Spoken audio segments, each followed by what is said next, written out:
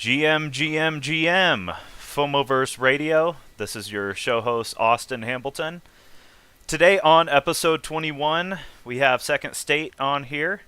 He is the creator of WatchCubesBurn.art and also WatchMassMerge.art, as well as a POC community ambassador, also Lost Spaces guest, co-star.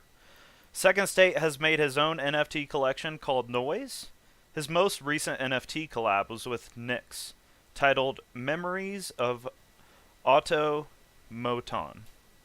How long have you been in the NFT space, Secondstate? GM, thanks for having me. So I've been in the NFT space for now over a year. I joined when Beeple had the $1 raffles, and then I started to research everything, given that I had time for it. And then point was that I didn't even understand why would anyone buy a JPEG. So I had to, even though I'm coming from a tech background, I had to really dig deep into what makes an NFT an NFT. And then it really took me a few months to get the tech behind it. And then I started building. So first I joined the siblings channel or siblings Discord in May, and then I started chatting in June. And then in August, I started actually making money because I came for the money. I lost a bunch. And then I started also building in August. That's when Watch Cubes Burn came out. So I basically had to learn everything JavaScript, and I did it in 1 month. It was so ugly, but it was functional. And then I started to really enjoy how it looks. So, not just, I really enjoyed the community aspect of it. So I constantly improved Watch Cubes Burn. I had made extensions for Chrome, Firefox. I had made widgets for the phone, for iPhones, because it was pretty easy. And then the point is that my aim was always to make everyone's life easier. In Watch Cubes Burn was just an idea with how can you get arbitrage between even Nifty Gateway and burning a cube and then getting more money out of it while making the collection more scarce. So that was the main idea, and then it evolved into something else. So now it displays a bunch of information. So yeah, that's basically how I got started. I got hooked in. I started because of the money, and I stayed because of the community, because I really enjoyed building. And this is currently also my mindset, that I get a lot out of the community by just me learning something to code.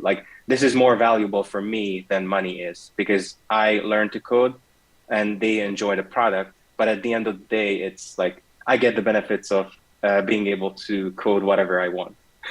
So that's basically it. That's beautiful, man. The most recent drop, Memories of a Automaton. Is that how you say it? Yeah, yes, Memories of an Automaton. Automaton. It's a bit hard to say. That, Yeah. that's quite a unique piece, man. So, essentially, this is a piece that if you have it in your wallet, you can click on it and it will display whatever the contents are in that individual's wallet. Is that correct? Correct. Yes. So, Yes. That was. Mhm. so what inspired you to, team up with Nyx to make something like this? Mhm. So Nix reached out to me maybe in December last year, but he was on a vacation, and I also had projects lined up. And then he had an idea that he wanted to create just one NFT for POC. And then I gave it another thought, how can we do this? Because back then, my knowledge about Solidity and knowledge about JavaScript was limited. And this combines the two. So you need to have the custom contract and the custom, everything for this to work. And then as I went on and built new stuff, I created Noise, and that allowed me really to get the knowledge that I needed for this project with Nix. And then from then on, it was really that I pitched an idea like, what if we do this? And then he showed me the artwork, and I was like, holy shit, like this is something. It's awesome, I man. was amazed by even the first version of it, because it was like mesmerizing. And then when it started to come together, it was just awesome. So yeah, that was basically the idea behind the collab. This couldn't have happened without like the 3D design that Nix did. Like everything that you see on there is Nix, and everything that's code and like text and whatever, that's me. So I really just gave it a back end, and he gave everything to the front end. So everything design is Nix, and everything code is me, and that's how the NFT is put together. And that's so genius. Too many times have I seen NFTs that, maybe somebody had kind of got the same concept and then put it in another NFT, and you're like, okay, well, I've already seen that. Same thing with movies. I like to watch a Yeah. lot of horror movies. I recently seen the horror movie A Girl on the Third Floor, which is pretty Hmm. crazy. You got to check it out. There's this girl that lives on the third floor, and the guy doesn't know it. Anyway, so too many times have I seen these like horror movies where I'm like, okay, it's a rip off. Hmm. They're gonna go to this haunted house, and there's gonna be people coming through the vents and stuff, and you try to look for like something original. And I Hmm. definitely feel like this is something original. So kudos to you and Nix and Danny with Three Brains. You guys are Yes. doing a really good job. Always love chatting with you and Danny. I know you guys are super slammed, busy with projects and everything, but everything that you guys have put out is just straight fire. You guys are amazing. Thank you so much. And yeah, so without Danny, and I know that he spoke about this on, I think it was the previous episode, right? Mhm. Yeah. But yeah, without Nix, this couldn't have happened either, because the music also gives, just like with noise, like I didn't want to release that without any sound. Uh, the music itself gives another level to the whole NFT, and that was the main idea why we brought Danny on. It's amazing. You guys all share, your own special creation and parts into one piece, and it's simply astounding. So thank you Thank for you. that. Um, so kudos on that. Kudos on your previous drops. What led you to collecting POC and getting into the community? Yeah, so I kept delaying. Okay, so this is how it started. I kept buying shitty PFPs, including like some failed projects, and I also still have like a Wicked Cranium and a Bulls on the Block, but I kept buying the top. And then whoever like kept saying you should buy Pocket, it was I believe Shorts, and then I also saw the video of JC, and then I kept delaying it because like obviously I'm gonna spend my money on PFP projects that would never work. So at the yeah, and in August I started making some money from like crypto arte, and then I bought like zero point 0.2 ETH worth of Ash, and I also bought a cube because it kept going up, and I was like, nah, I'm not gonna miss that. So I just first bought it, and then I went down the rabbit hole, which was like, holy shit. I mean, the mechanism, I liked POC because of the coding background. I also enjoyed the like all the mechanisms, and that you like cannot have it the easy way Hmm. because there's always a catch or there's always a twist. So I liked the mental gymnastics that it offered, and I still do enjoy it. So yeah, I mean that what eventually got me into buying more stuff, and then I kept doing the arbitrage thing where I basically burned a cube, and then I bought a cube on Nifty Gateway or OpenSea, and then I burned that, and eventually I made some profit, and I also lost a bunch. But yeah, that was the just a fun element of making everything more scarce while also making some money. But I just kept holding on. So, One key word that mhm. I took away from that whole thing was roller coaster. Um, Yes. I share that same kind of feeling with you. Um, I started lightly in crypto in about 2019. Hmm. My buddy told me, "Hey, you should buy some Bitcoin. Just keep it, just Hmm. store it away. Don't do anything. Don't look at it." And so I bought a little bit. I mean, nothing much, nothing that would impress anybody. So I bought it and held on to it. And then it was funny because a year later, that's when the whole pandemic hit. Hmm. I think it was like March 2020. I woke up Yeah. to a notification on my phone and it said, your BTC was up like 25% or something. And I'm looking at that and I'm like, no way. Like, I haven't even looked at it for a year. And then in 2020, somehow I found, I don't know if you've heard of Jason Williams going parabolic.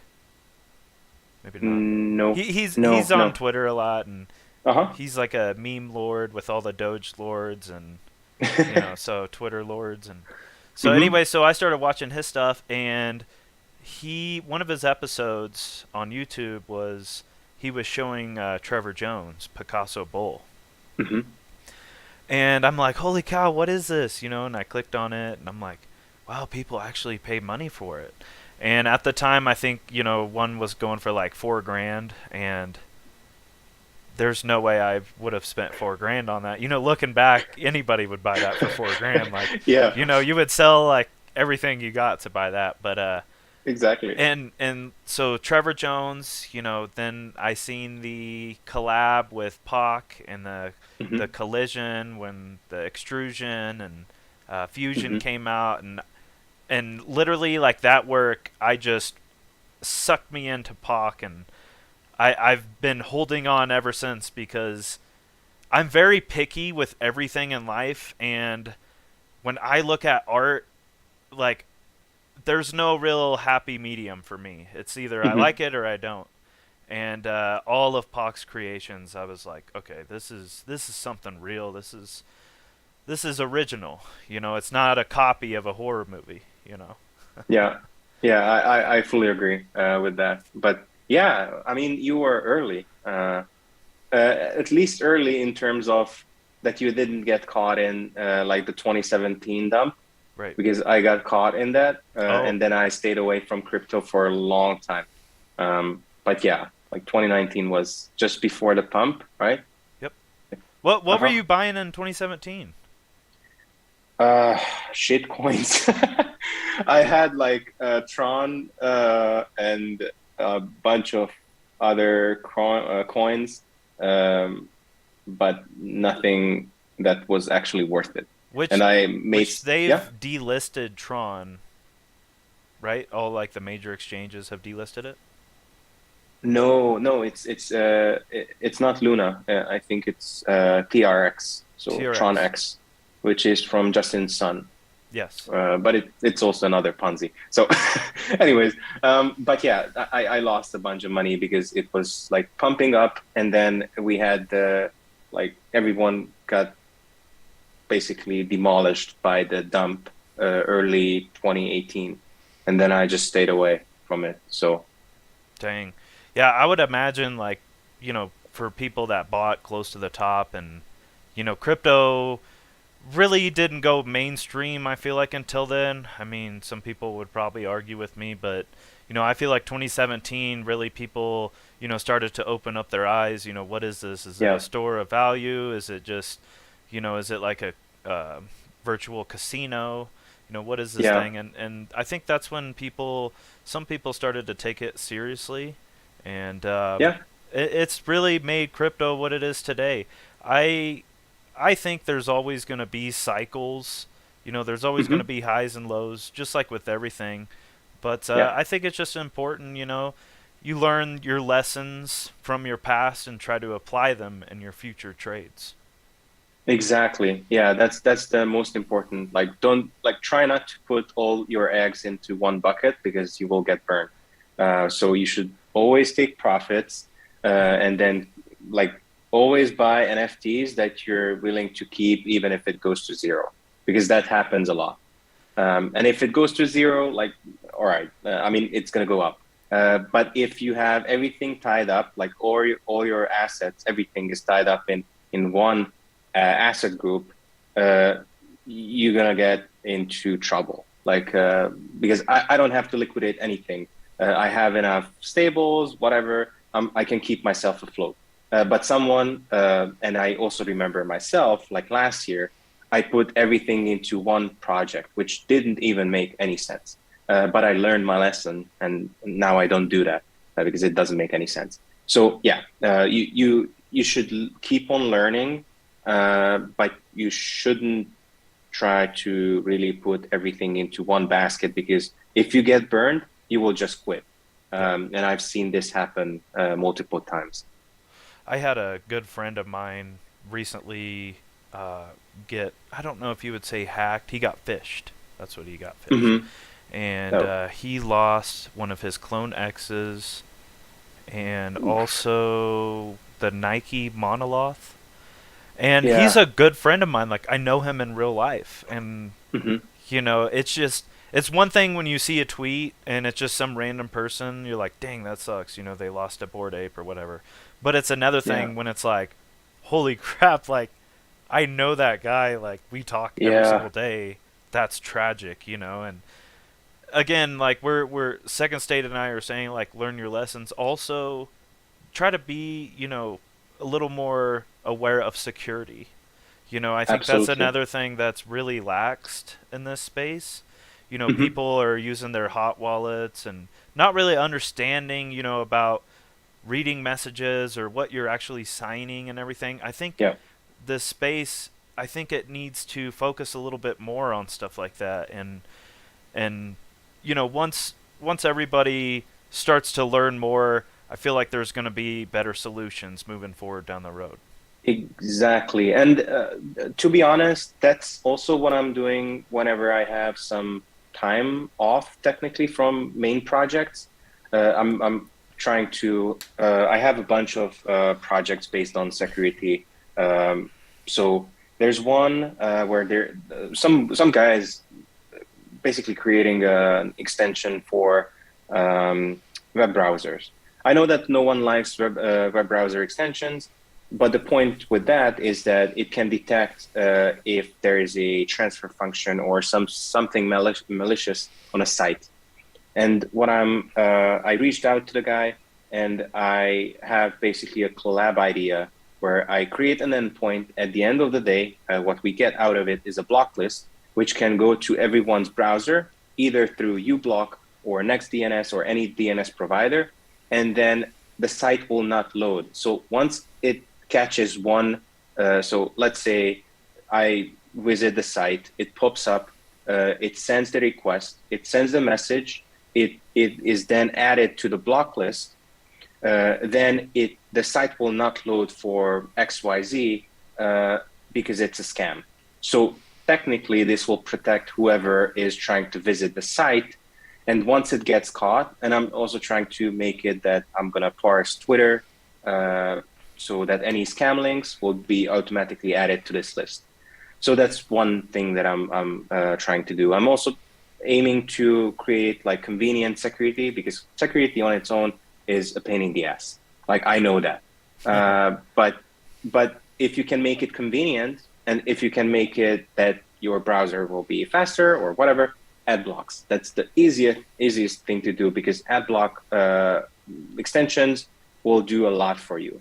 But yeah, that's one thing that I'm focusing on, and also like there are a bunch of other small projects which will enhance people's usage of even like visiting a scam site will not get you scammed. And I'm also tagging MetaMask in whatever ideas there are outside because there are a bunch of ideas, like even just having a button in MetaMask which would simulate the transaction in a Ethereum virtual machine because it can run in a browser.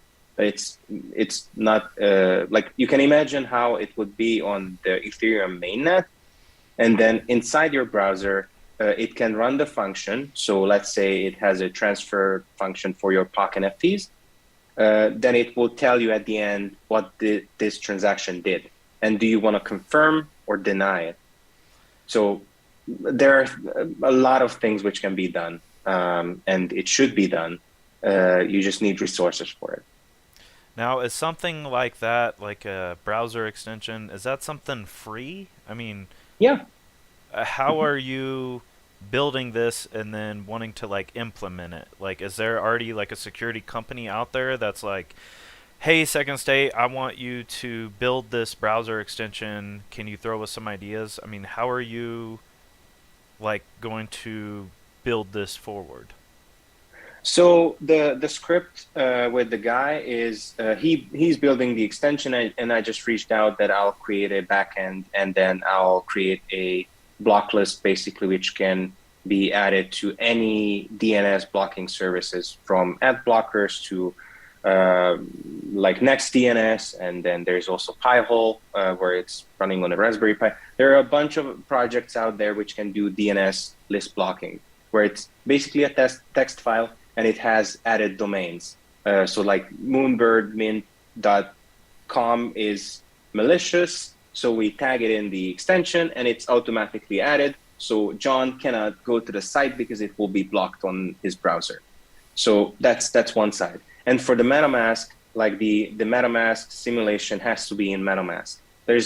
I don't think there's any point on building a separate extension which would just do this simulation. So MetaMask has to build it in, and they can do it. They just probably need to allocate resources to it. But there are a bunch of folks out there on Twitter who are like doing POCs for this. And I also thought about maybe trying to implement something if I have some time. But the MetaMask code is just massive. I mean, it's open source. I could do it, but it would eat up a lot of time on learning how the layers are put together in MetaMask. So I wouldn't be comfortable releasing anything because it might not be secure. So Wow. that's on their end. So that's Hmm. interesting with MetaMask being open source. I know it's not really Yeah. run by like a company, but is there like a Oh, it is there is. It really? is. Hmm. So they're It's a their own consensus company, huh? product. Yeah, it's a consensus product. And consensus, Josh Lubin, who is like co-founder of Ethereum, is the CEO of consensus.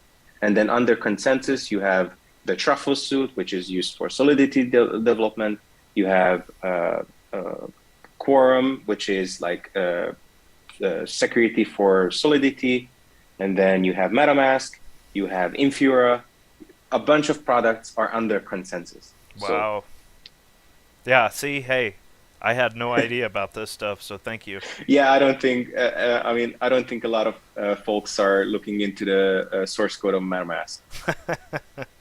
So, are you like a what got you into this stuff? Like, code writing and I Hmm. mean, have you done it from a young age? Did you go to school for it? Like, No. So the thing is, I worked in a lot of different fields, and I got myself through like even customer service, and then I did um, like IT support. Then I managed like an infrastructure for a bunch of cardholder platforms, and then I got into like managing servers and then supporting developers. But I never actually developed anything before August. So I could write in Bash. Bash is a really easy language to learn.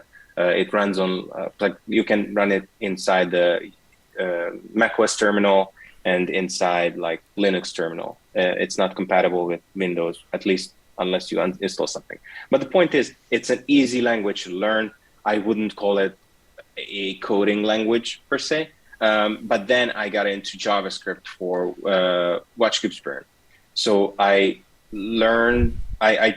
basically did functional coding. Like I have no idea how this thing works, but I'm gonna keep hammering it until I learn how to do it.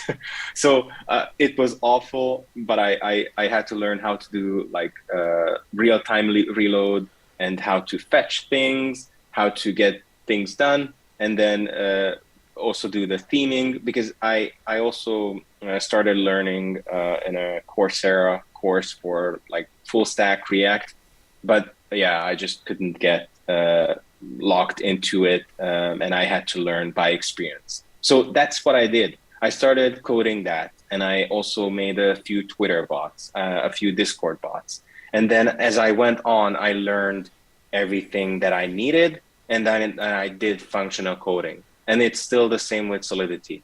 I started Self-taught. learning, yeah, I started learning Solidity just for the next project. I knew that I had to do it because I'm not willing to release anything on OpenSea again, because it was a pain in the ass to upload because their API didn't work. So their own support did not manage to get it done.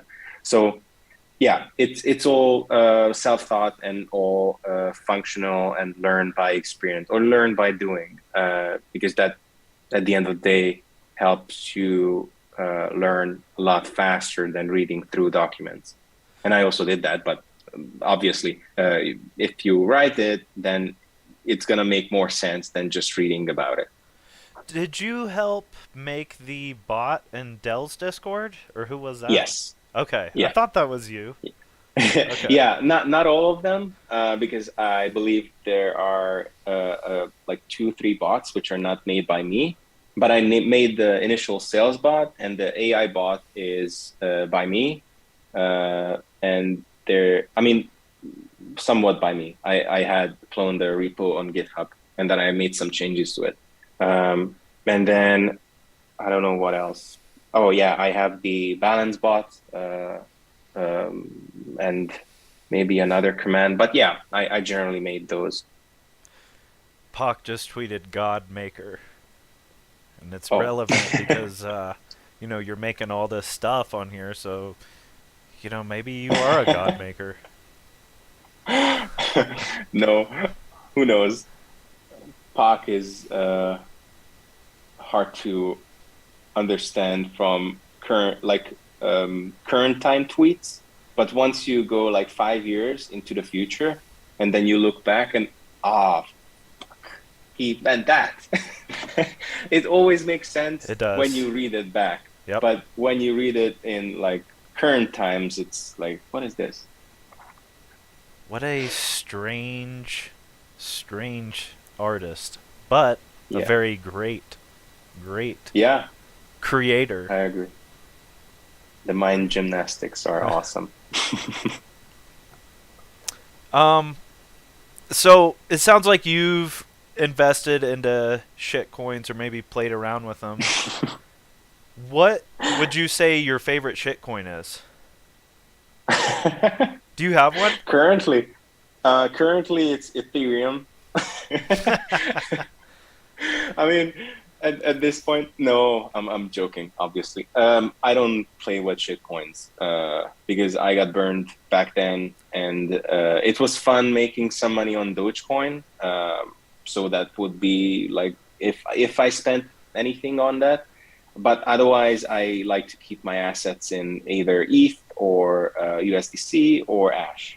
That's currently what I have, and some scam coins, which I'm obviously not touching, so I'm not endorsing those. But yeah, I'm not picking any shit coins, and I also sold anything that I had and just cashed out from Binance. So It always seems like the shit coins that do real well are the ones that I just, throw away. yeah, I'm like, no, that's just yeah, another shit coin. And my buddy's like, well, I'm going to throw a G into it. Then he makes like, 20, 30,000. And I'm yes, like, wow, exactly. I could have made some on Dogecoin and Shiba. And have you heard of Oh, Shiba. Saitama? No, no, but I saw it on Dex. It was trending on Dex tools. Um, but yeah, I'm not touching these because like even Shiba, which is like, I mean, it's unbelievable that if you put $1,000 into it, you could have been a millionaire. Like it doesn't make any sense. Yeah, Like, it's crazy. Off of that yeah. Saitama, I Uh-huh. sell cars with this guy. He works at a different dealership than I do. Hmm. He put, I want to say, close to 10 grand into it. He was up to like 300,000. Okay. And this was like 6, 8 months ago. And I remember I would drive up to where he worked at, and I'd be like, "Bro, what are you up to now?" Because like every day it was like double. It would go up like crazy amount of money, and he got to a point. He's like, "Man, I can't tell you." And I'm like, "Okay, if I could give one piece of advice, just take out 33%. Just 33. Hmm. 33. You'll still have a lot in there, but just take some out." And he would tell me, "Oh, they're supposed to put it on Coinbase. They're coming out with their own, Cyta mask or something like that." And I'm like, "Bro, I'm like, that's just, you know, getting people to try to hold on to it longer. Now's your Yeah. chance." And literally like a week or two later, like the whole thing took like a massive dump, and Oof. I think he ended up taking out like 30 grand or something at the end, but um, it's just one of those things, like you said, take profit while you can. I know sometimes taking profit is harder than buying it. It's Yeah. it's like you get so attached to these things. Hmm. You want it to be like a forever thing, but in reality, like most people, I feel like outsiders outside of art came in for this for an investment. And so if you're coming in for an investment, then maybe think, your profit strategy. Yeah. Yeah. You have to set it up early on, like because deciding under pressure is not something you should be doing. And I also regret not selling some ash that I made from noise because at the end, it. So I resigned from my job early on this year because I was more interested in this one. And then, like, not taking profits as a creator um, is essentially doing me a bad thing because then how am I gonna pay the bills? Like this is just a theoretical thing, but the point is I should have done that. Obviously, not sell the whole thing because that was not the point. But I could have took some profits, but I held on to it, so I that didn't help a lot. But then I learned my lesson, and there's also ways to like you can provide liquidity, you can provide anything if you don't want to crash the pool. But yeah, always take profits no matter what. Or if you have something that you don't want to take profits from, let it be an NFT or anything, then you have to not count that as an asset that I can sell for $1 million. Because if it's not worth a million because ETH is at $42 a piece, then it's not doing you a lot of service and you could buy back at bear market. So yeah, you have to be a bit more like detach the emotional part from it. Otherwise, you can get sucked into some pretty bad things. I mean, you can see the market right now. I've noticed a lot of like hatred when people go to sell things. It's like, "Oh, Hmm. this Yeah, person sold so and so, like he doesn't believe in the project, so kick him yeah, out in the community." And I think that's really harsh. I mean, just because somebody sells something doesn't mean they don't believe in it. Like, I agree. okay, so I sell cars, so does that mean I don't believe in cars anymore? You know what I mean? So like, I think people need to just mind their own fucking business, excuse my French, Exactly. but let people do what they want to do. If they want to buy something, let them buy something they want to. I've learned myself over time, Hmm. buy the things that you really trust in. Don't buy it just because somebody else is. Hmm. You know, Yeah, the one thing that I've learned in the past is don't FOMO into something. yeah, Because too many times, like PFP projects, I'll be like, "Oh, this is like a side project to this Board Ape Yacht Club," so everybody's, they don't want to spend 300,000, so maybe they'll spend, 3 grand on this, and this will run up, and yeah, 99% of the time never happens. But yeah. And it's I fully agree with this. I mean, the main thing that everyone has to realize that is that you only have to get lucky once. Because if you get lucky once, you can make, I don't know, hundreds of ETH on one project. I mean, look at the goblins. They were a free mint, and they run up to 9 point something ETH. So absolutely, and to What price did you also see agree. goblins? Hmm? Free? Did you see them when they were free? Were you like, oh, I could mint one? No, I saw them for like point 0.2 ETH or Okay, like I something like seen them that. at So point three. I think it was 2 Sundays ago, and I was like, yes, nah, it's just another one of yeah, them it's PFPs. I'm not gonna jack with mm-hmm, it and lose point 0.3 mm-hmm, ETH. Oh, yeah, and then literally the end of the day, I think it went up to like 1 ETH, and I was like, oh, yeah.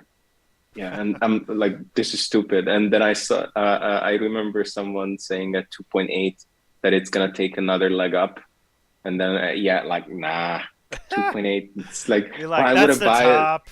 Yeah, that's certainly the top. Then I Because like we're all yeah, next day professional traders, you know. exactly Yep. yeah, like the market doesn't make any sense. Then it was like 7.2 at like nope, and then 9.6 and like, oh my And God. then here's where it is now. Oh, okay, it's 3 ETH. Yeah, I mean, if you have realized ETH has crashed a lot, so that probably made everyone sell um, a lot. But also to reiterate on your point, yeah, no one should be shamed for selling any project because you don't know why they're selling. They might be in debt. They might be in whatever scenario. So unless you can give them 6 ETH and then tell them to keep their NFTs, then just shut the fuck up. Exactly, And man. I was also this I was in this toxic mindset for some time last year. Like don't sell, like why would you sell? And then no, because secondary market is required for a success, like for it's required for a successful project. If no one's selling, then the project is not really successful. And if you're banning the person from a Discord, because I've seen this happening, or they rack the metadata if someone listed below 3 ETH. Like, what are you doing? Yeah. Yeah, No, it's messed up, and you know, I want to yeah, give Dell a shout out. I'm not sure if he's listening or not, but I the first time I seen Dell's artwork was Metamotion. I think it was his Genesis yes. piece, and you know, I was like, oh, that's amazing. I want to say he was like one of the first Ash artists only or Ash only artists. Y- Yes, yeah, yeah. He was the first, and then someone else sold something in Ash. I'm not sure if it was Mathis or uh, whoever, maybe Mesta, but someone listed in Ash. And then it was Dell who really made a drop in Ash only. And then since then, he's been killing it. And I missed his Genesis piece by like 2 minutes because I Oh, wasn't home, and I oh, couldn't do it from my phone. I was like, oh. That's one though that you know, like if you would have gotten, boy, yeah, that's just one of them soul yeah, pieces. yeah, yeah. I fully agree with that. So So good. after his Hmm. Genesis, he went on to make the token. I was able to Yeah. grab the token, and I was on his Discord, and inside his Discord, he has a collector's channel. Hmm. And inside the collector's channel are people that have sold the piece, sold the token, and bought the token. Hmm. And it's just interesting to me. I was like, why would you have people that sold the token still in here? But it occurred to me, I'm like, you know, well, they're part of the buying and selling as well. They Yep. are creating the market for this token. They should be included as well. So it's just another thing, like, you know, just if people have buying and selling, they've been part of that journey. They're part of that piece. You know, CryptoPunks wouldn't be where they're at today without somebody selling one.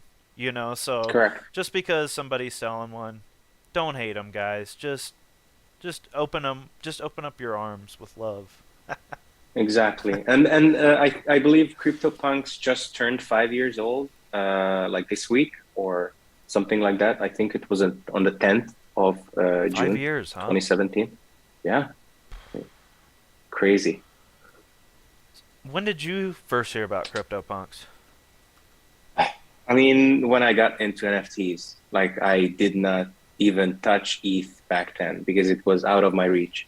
I wasn't making that much, so of course I could only buy shit coins. And then like I thought that okay, I knew about hardware wallets because I did mess around with Bitcoin back in 2014 and 2015 um, for some projects.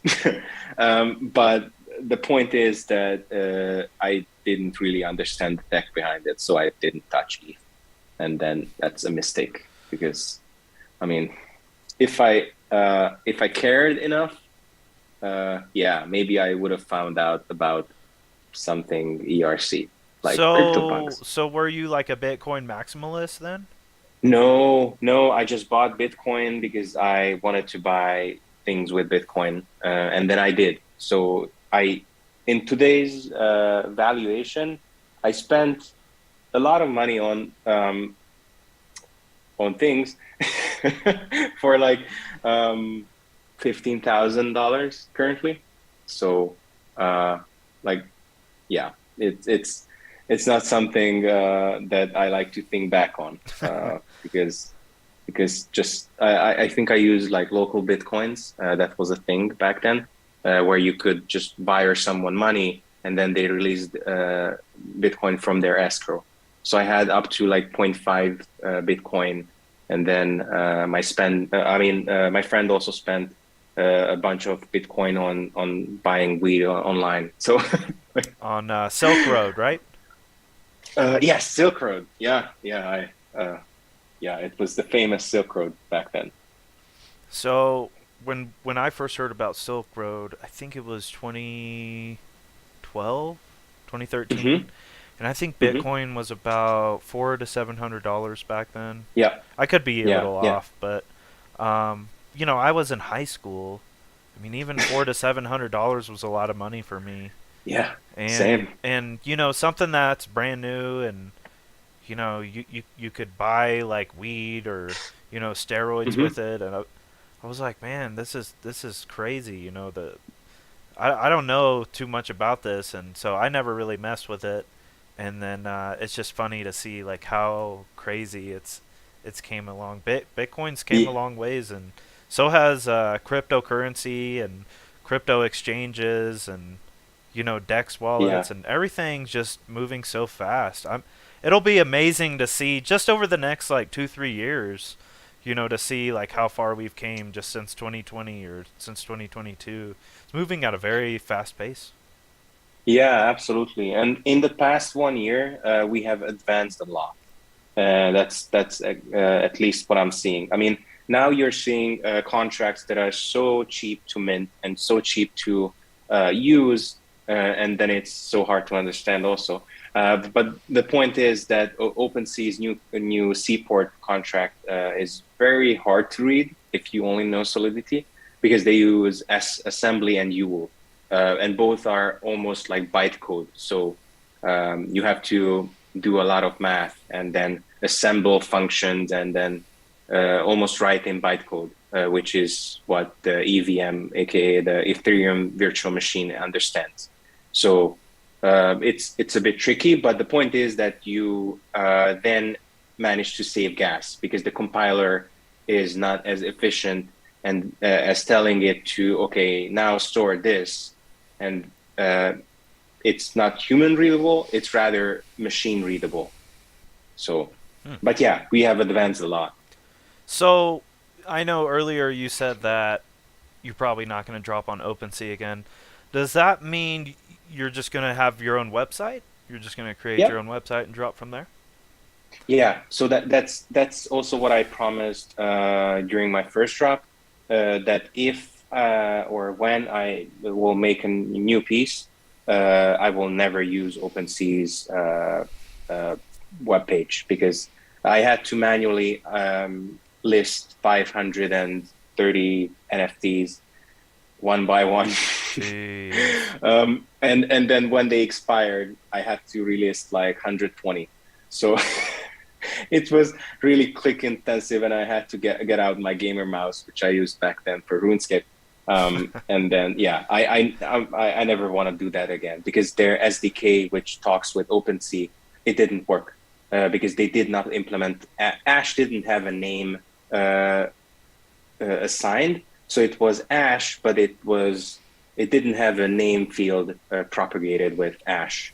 So therefore, the SDK which they wrote didn't work. And I reached out to their devs, and they never responded. So it was fun. But even for the next drop, I made the contract, I made the NFT backend, so I made the tech for it, and I also made the website with some help that I needed. But at the end of the day, it was like fairly smooth minting experience, and overall, people minted for like $5. Oh yeah. So that and it's an ERC 721, which was surprising, but I was so happy that I could optimize gas as much as possible. Speaking of gas, um, just real quick, and then we'll probably have to head out here in a second.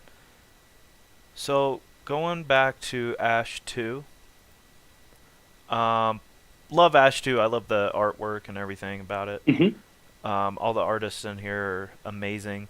Is there some Ash 2 pieces that you're collecting, or are you trying to get, are you trying to get some of the tier 2 forms? What have you thought about this Ash 2 collection? So I do have one from Raf. I won that from like a giveaway because I had Oh, his pieces, which was awesome. And then I also bought one from Dell, or like one of his pieces. And I also have the Dead Fellas. And the Dead Fellas one was the one which I aimed to flip, and then now it's down. So that was the only thing that I wanted to flip. The other one, I'm keeping this, and I also keeping Dell's piece. For the other ones, I didn't dig deep enough into it. I'll be honest, I haven't been spending much time with NFTs or trading NFTs because I can't keep up with them, and that's why I also miss the goblins.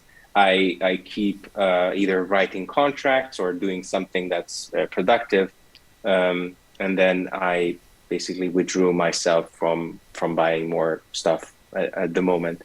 With the Ash 2, I do have some not so good words. Not okay. So first with the execution, I have expected more from Manifold, and I have expected a lot from them, and certainly not that the way they dealt with the bots. They could have implemented a bot protection, but they chose not to because the contract doesn't have that. And then when they had to fix the contract because it was messed up, they made the bot refunds in a way that you cannot claim the refund because the contract that minted the NFT is self-destroyed. So there's a function on the EVM, so Ethereum Virtual Machine, which can self-destruct the contract. And these people self-destructed the contract. Some of them did. And therefore, you cannot claim, or if the contract doesn't have a function, you cannot add the function post-deployment. So you cannot claim back the ash that you sent the contract on the main contract. So therefore, what they did is they locked out all the people with bots, and then their ash will expire in a year. I don't think that's a good option. I think that's a very like unprofessional and a very shitty way. And I expected a lot more from Manifold. So that's a no-go for me. Aside from that, execution, again, it could have been done a lot better by Manifold. I guess they are swamped, but then don't take on new projects. But yeah, I mean, it doesn't help when you have a VC funding you. So that was my main issue, and mainly how they dealt with the bots, and then rubbing it into the people who are smart and they bought it because it's a fair game. You hacked the contract, you could have made money, but no, we fuck you over because we failed to implement something that was our job. I don't think that it's how this should work. I don't like barters, but it's a fair game if you fail to implement something. Um, I That mean, makes it's sense. it like the Ethereum network has rules. If you fail to implement something, it's gonna cost you a lot. So yeah, that's it. But the pieces, I might be picking up more. Uh, but yeah, I need to get into NFTs again and not just keep building stuff. Have you seen? There's a guy that's posting some data about Ash 2. I think it's on like Dune or something like that. I've been just following that just to see like how many supply is left and Hmm. how many have. Okay, here it is. Dune.xyz. I've kind of been following this. It looks like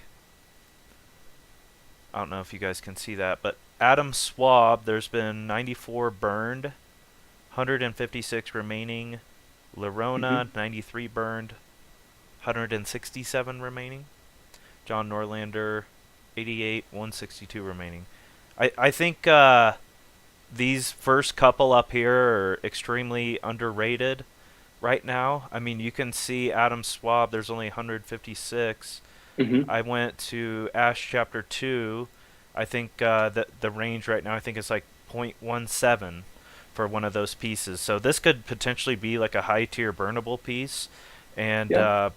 before we get off here, I certainly think there's definitely going to be a future in Ash. People, they might get a little discouraged because of the price, but price doesn't mean everything. You know, everything's down right now, but does that mean it's all going to come crashing down and falling down? I don't think so. No, no, it's certainly not. But the only thing that would need to change is that, I mean, currently, if you sell even 300 Ash, you basically rug the whole thing, and then Ash goes to $1. So more liquidity providers help a lot, and then people would need to learn how to provide liquidity.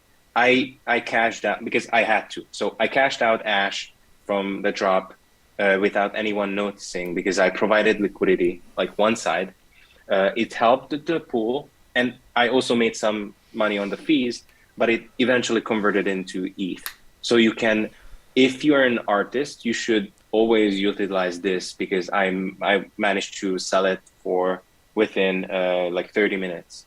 So if you time it right, you can also make money on it. Or if you just have Ash laying around, and I wish someone would have said that to me early on, then I could have just provided liquidity when I had a bunch of Ash, and I could have made fees, but I didn't.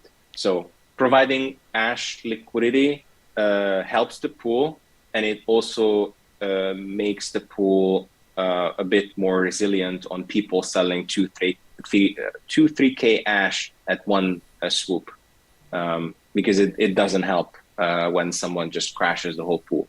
So more knowledge is needed. I also certainly believe in the future of Ash. It just needs a bit more stabilizers in terms of liquidity providers.